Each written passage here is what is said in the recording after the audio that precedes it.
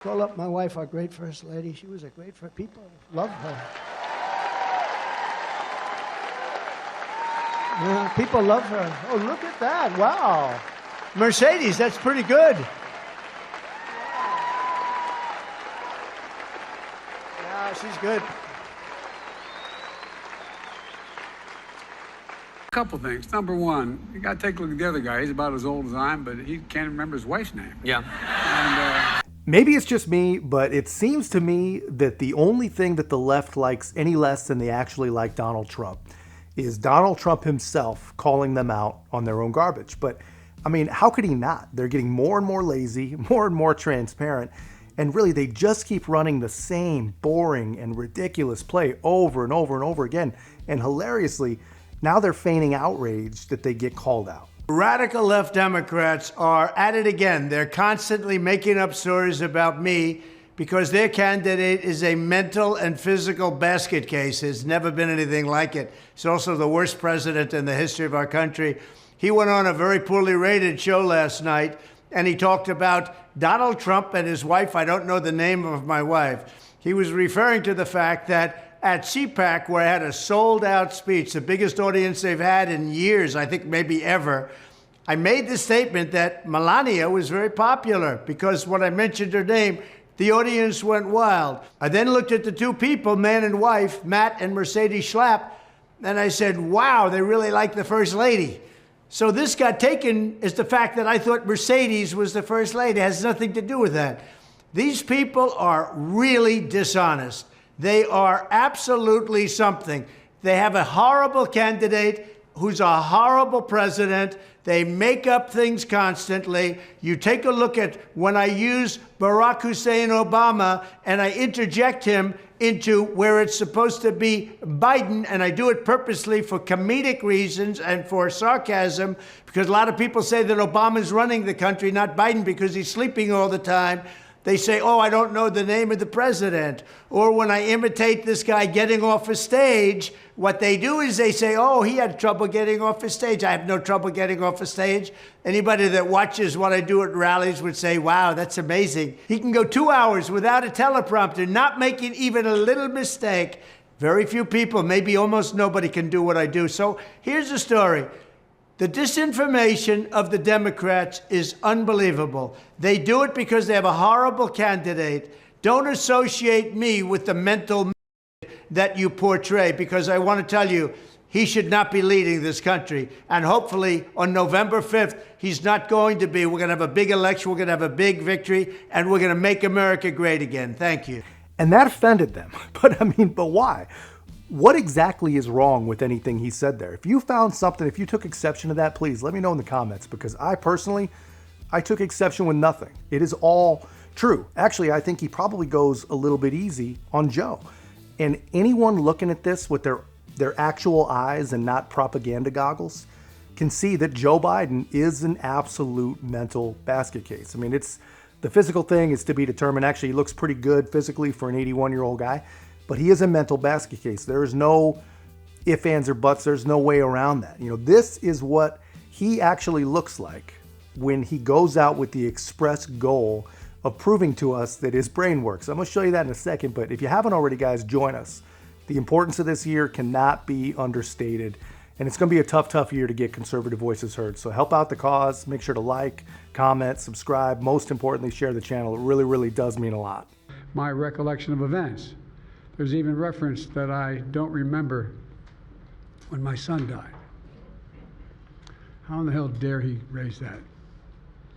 Frankly, when I was asked the question, I thought to myself, it wasn't any of their damn business. Let me tell you something.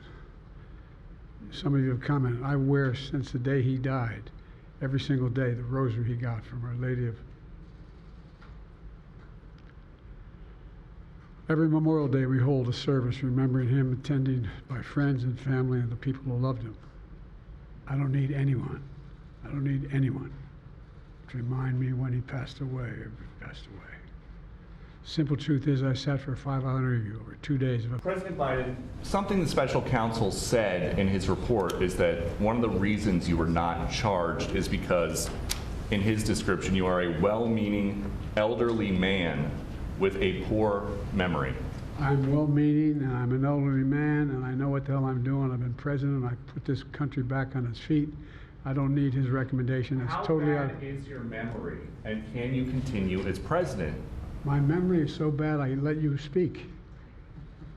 That's Do you my feel your memory has gotten worse, Mr. No, President? my memory is not good. My memory is fine. My memory, take a look at what I've done since I've become president. I think that, as you know, initially, the president of Mexico, Sisi, did not want to open up the gate to allow humanitarian material to get in.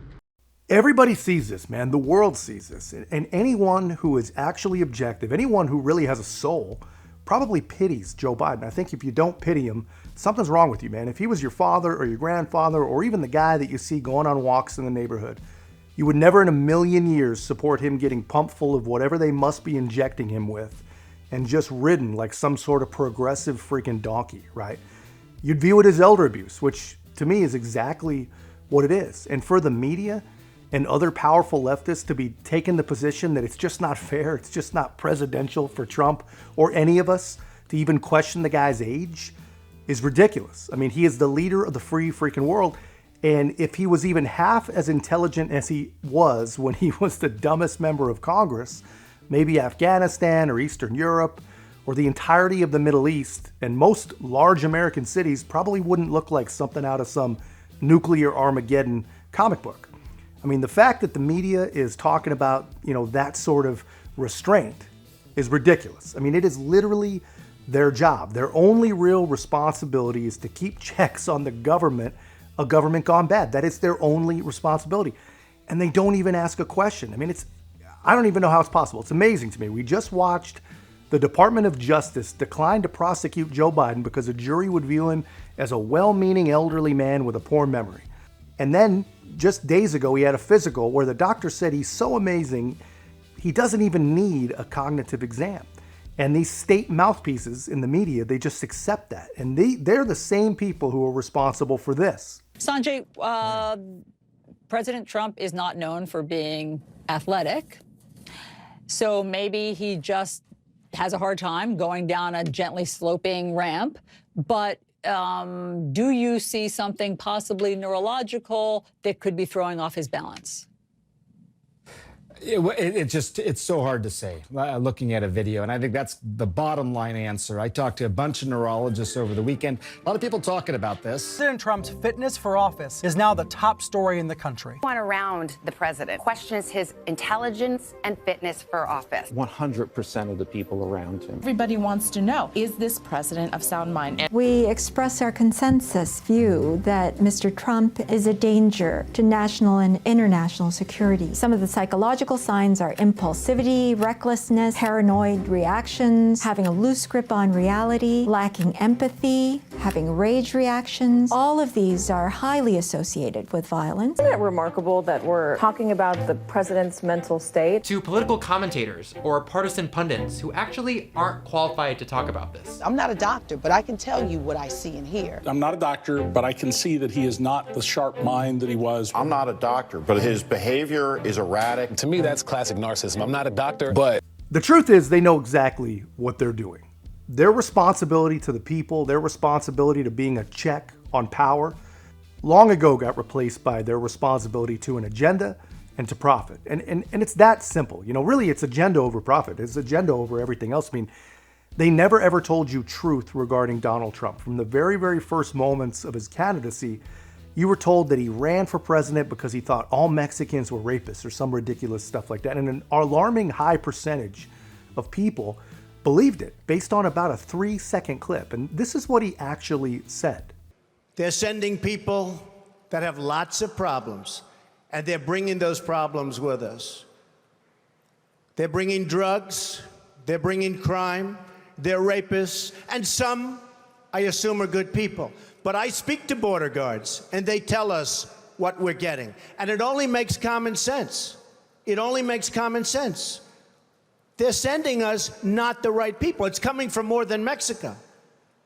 It's coming from all over South and Latin America, and it's coming probably probably from the Middle East. But we don't know because we have no protection and we have no competence. We don't know what's happening. And it's got to stop. And it's got to stop fast. That's on us as a society, man. We trusted these people. We took their word on something that completely impugns a person's character over a few seconds of a 15-minute speech. We never questioned it. You know, we never wondered why it is that they just showed us a teeny tiny little part. We never searched. Well, most of us never searched for the rest of it. And, you know, that was just the beginning. You know, you were told that he praised white supremacy in the wake of the violent killing in Charlottesville. Put themselves down as you, and you had some very bad people in that group. But you also had people that were very fine people on both sides. You had people in that group, excuse me, I saw the same pictures as you did. You had people in that group that were there to protest the taking down of, to them, a very, very important statue and the renaming of a park from Robert E. Lee to another name. Robert E. Lee are not the same. Well, no, George Washington was a slave owner. Was George Washington a slave owner? So will George Washington now lose his status? Are we going to take down, excuse me, are we going to take down statues to George Washington? How about Thomas Jefferson? What do you think of Thomas Jefferson? You like him? Okay, good. Are we going to take down the statue? Because he was a major slave owner. Now, we're going to take down his statue. So you know what? It's fine. You're changing history, you're changing culture, and you had people, and I'm not talking about the neo-Nazis and the white nationalists, because they should be condemned totally. But you had many people in that group other than neo-Nazis and white nationalists, okay? And the press has treated them absolutely unfairly. And they knew that he didn't say what they told you that he said, but they didn't care. They knew that they could not report what he actually said because it just makes too much sense. So may as well just boil the entire press conference down to just a few words. Very fine people. And here's the interesting thing about all this. You know, some of us, especially those on the left, it appears, once things get repeated enough times, or once we actually repeat it enough times ourselves, it somehow can replace what's actually true. And even when you're confronted with the actual truth, you just cannot bring yourself to believe it. And I get that it's easy to get there. It's easy to get to that place, especially on a single issue, or maybe an issue that you think is, you know, particularly important, like race, especially a very, very divided thing like race. But how does that possibly apply in the aggregate? How is it that these propagandists were able to poison a person's every single thought about one man? You know, you can literally show them that every single thing that they believe about the guy is false. Every single thing. I mean, every single one. But they still can't bring themselves to ask even one healthy question. And it's amazing stuff. It's frightening stuff. It's very, very scary. And I honestly don't know how we fix it, man. How do we break through to our friends and our neighbors and help them free their minds before they waste another vote and put us all at risk, you know? Guys, if you got any ideas on that, I'd love to hear them. But that's just my take, guys. Let me know your thoughts in the comments. And if you haven't already, be a part of our growth. Make sure to like, comment, subscribe. Most importantly, share the channel. I'll see you in the next one.